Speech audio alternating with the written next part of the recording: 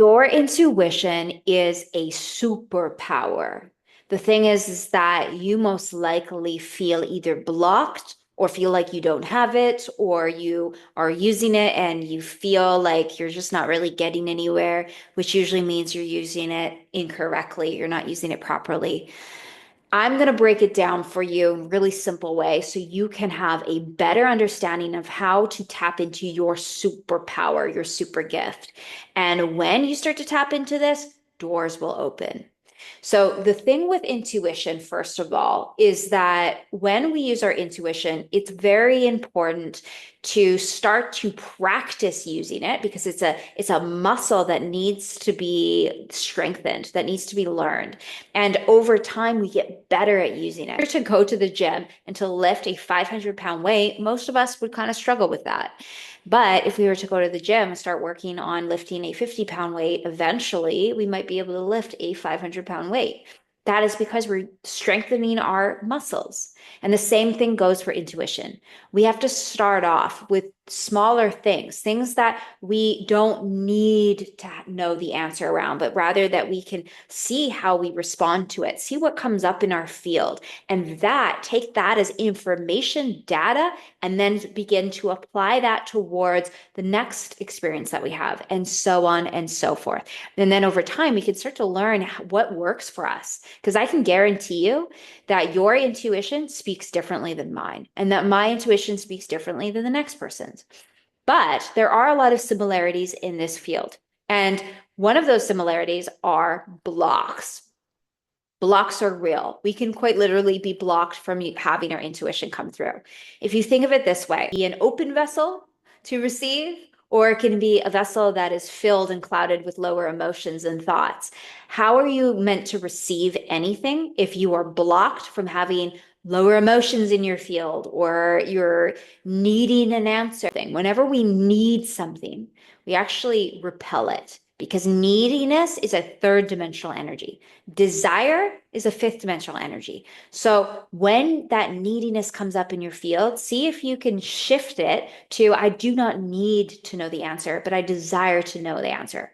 This is where prayer comes in handy. When you pray and you set the intention to receive, and then sometimes it's as simple as detaching from the thing. That means going for a walk. You need to process the energy in your field because those lower emotions, like fear or like anger, are there, and you can't receive anything because you're struggling with those lower emotions. You have to process those lower emotions. Our soul speaks to us in usually one or two words, very calming energy. It feels right. And here's the catch. Oftentimes, we'll have our soul speak to us immediately. And then right after that, there's a but if. All of a sudden, this analyzation comes through. Your mind starts to like throw all these things, but this will happen and this and la, la, la. All of that stuff, that's the mind. That's analyzing. Intuition is solely based off this knowingness that comes through. And here's where most people get wrong. As I stated to you before, you can have one or two words that come through, and that can be from your highest divine team. But when we're just solely basing our information that's coming through from words and we're not feeling, like, how does this make me feel? That can be misleading as well. So there can be good entities and there are also not so good entities. The not so good entities aren't bad, but they are there to poke us on our wounds.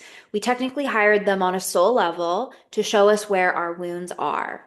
So they can be great guides in the sense that we're wanting to look where our wounds are, but we never want to listen to them for guidance. You can listen to them, the whispers, the negative whispers, or those whispers that come through, but never take soul guidance from them.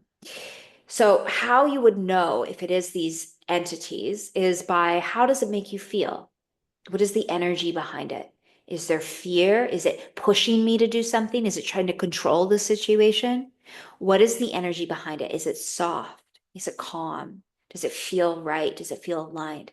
That is your answer.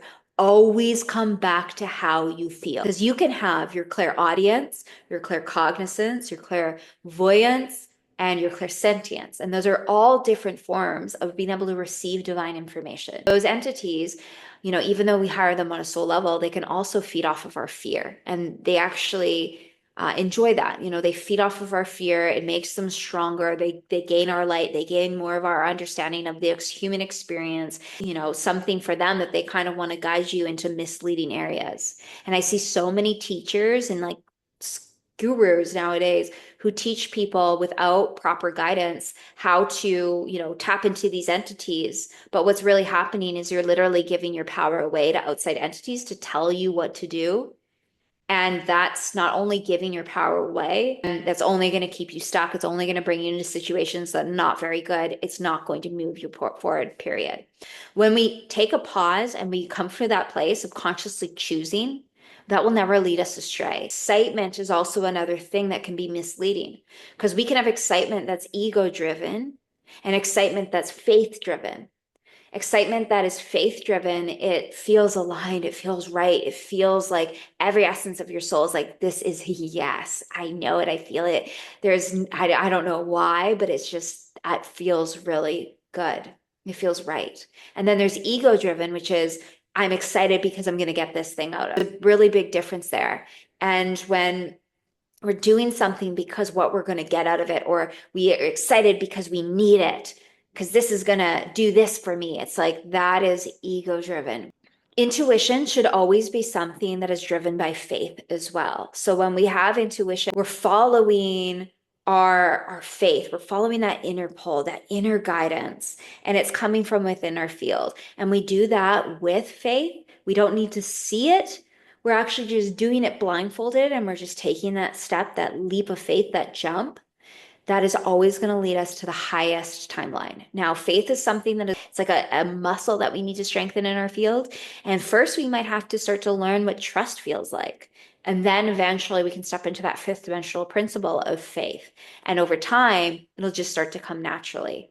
But intuition goes hand in hand with that. And the more that we see it, the more we see it working, the more that we're gathering information, gathering data, applying it, the more we can begin to have more of that faith, and it'll naturally start to build in our field, and we can naturally start to take that leap of faith and following our intuition. But with those pulls that come through, the more we're going to be aligned to our highest divine timeline. And the more that we tap into that super ability, that super gift that we all have, but that we feel maybe that we just need to strengthen a bit more.